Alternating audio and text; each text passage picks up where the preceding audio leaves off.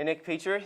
Hey, Phil Wilburn. Thanks for joining us for talking about one of your topics you're so passionate about, which is resilience. Right. Right? Yep. And that's important because things are changing a lot. Yeah. So tell me, why did you get into this topic? And then give us some ideas about what this topic's about. Okay. So it's based on the last 30 years of research on stress and resilience, and a lot of it comes from a mentor of mine, Dr. Derek Roger, who was very interested. He's one of the top researchers on stress in the world. And he was interested in why is it that when people go through difficult experiences or lots of change or lots of drama in their life, some people will get stressed and some people won't, and they'll stay resilient. So he was very interested in what is the cause of stress during times of change or during times of difficulty. And what is the cause? Right, well, so the traditional approach is to look at what is called stressors. What are the stressors happening in my work? Stressors. Stressors. Okay. And so, people would say, well, I've got a stressful boss. I've got a stressful job. I've, work in a stressful industry, this sort of thing.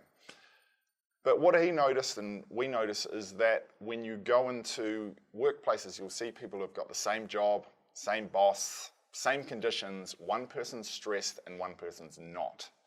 And the question is, how is that possible if, the stresses are the same? And so the first thing to understand is that there is a difference between pressure and stress. Pressure is external demand in the environment. Stress is what some people do with that demand inside their head. So if you're thinking, I'm just thinking about situations nowadays where organizations are changing so much. Yeah. They're going through reorganizations, new bosses, so forth. Right. That creates more pressure or stress? Well, it creates demand and pressure, but the thing is, traditionally you would say, well, everyone needs to go through this cycle. First they're in denial, all right, and then there's resistance, and then there's all this stuff. The fact is some people don't. They just go, okay, let's go. All right. Or they say, oh, well, yeah, there's going to be a lot of change and drama, but they don't get stressed about it. And so, the question, so there's pressure, but there's not necessarily stress until you start turning it into stress. So Derek's looked at this for a long time, and what he found through the research was stress was created by one main thing, and it's called rumination. Okay. Rumination is thinking over and over and over about things in the future or the past and attaching negative emotion to them. So what if this happens? What if that happens? What if my boss says this? And the key part is the negative emotion, the churning over and over. So if you think about people who you've met in your life who are stressed out a lot, you will notice they spend a lot of their time ruminating on and on about Certainly things. know a lot of people like that. Right. I know you pretty well. Yeah. I wouldn't say that you're ruminating. So how do you keep from ruminating, or what's the steps around that? Yeah, the first thing, the first idea is to wake up. So most people spend most of their time during the day in the state called waking sleep. So usually we think of sleep as I'm wide awake or I'm asleep like a light switch. The fact is there are these different stages of sleep, from deep sleep through to being wide awake, where you are present and in the now. There's this stage called waking sleep where, say, you get up in the morning, you get dressed, you remember leaving home. Next thing you notice, you are at the office and you can't remember anything which happened on the drive to work. Where were you? You're in the state of waking sleep.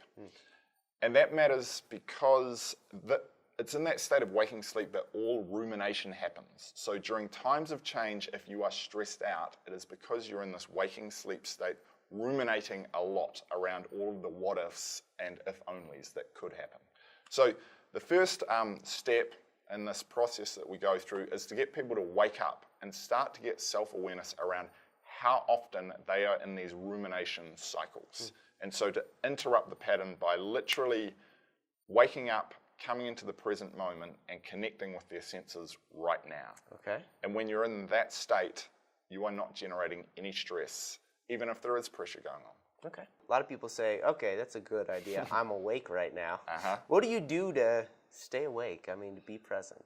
It's to keep, really it is It is building a new habit of being more mindful and staying awake more of the time. So there's interesting examples. You hear about someone like Bill Clinton, and they talk around his presence. When he walks in the room and introduces himself, you feel like you are the only person in the room. And I've heard that story over and over.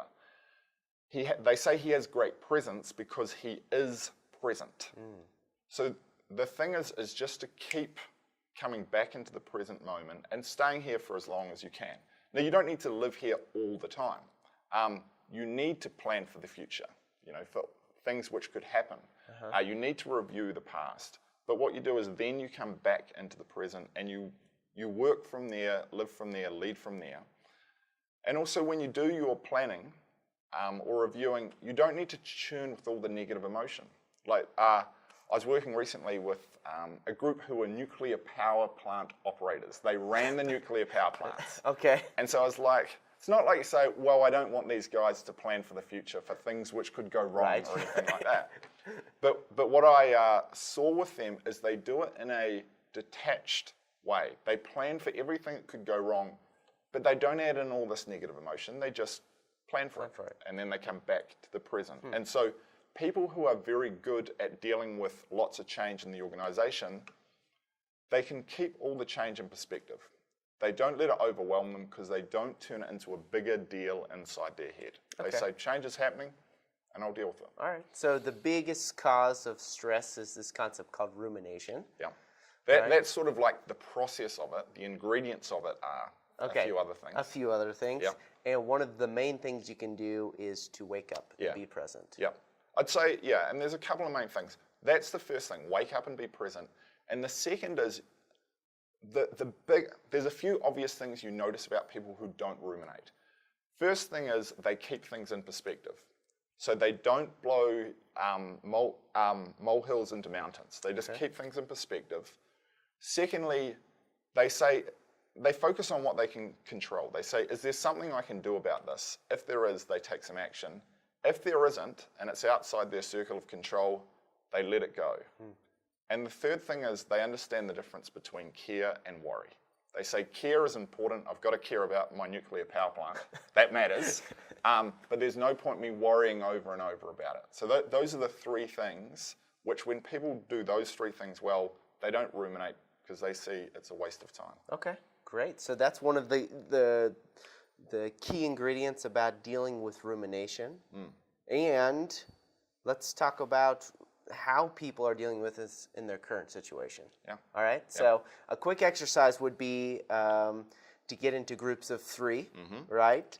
And do something that's called knee to knee. Now, Peter Block's a very famous consultant, and he says, once you're knee to knee, like basically we're knee to knee, you can't psychologically disconnect from the conversation. Right. So once you get into knee to knee and you're sitting next to 2 other people, have a conversation about this. What do you say or do that keeps you resilient when things are changing? Yeah. Right? Yeah. Anything else to add? Yeah, no, that's good.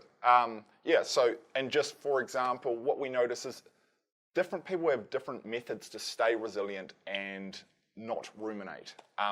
And the 2 most common things are they either say something to themselves in their head, like, what will this matter in 5 years' time?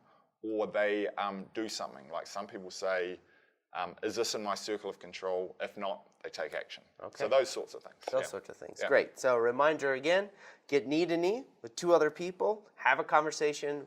What do you say or what do you do to maintain resilience? Yeah. Great. Right on. Thanks, Great. Nick. Appreciate it, buddy. All right.